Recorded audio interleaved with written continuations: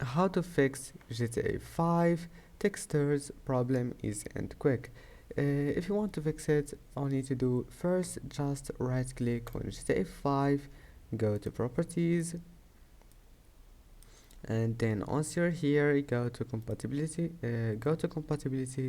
and now click change settings for all users, and that's it. Then click run this program in compatibility mode and select Windows 7 and click apply and OK again.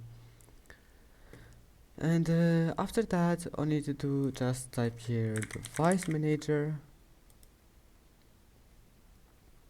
and then click display adapters, and now right click on your GPU and click update driver, and now search automatically for drivers, and that's it. Make sure your driver is updated, and if it's not, just update your driver, and that's it. Then restart your PC and try again, and your problem must be fixed. And that's it for today's video.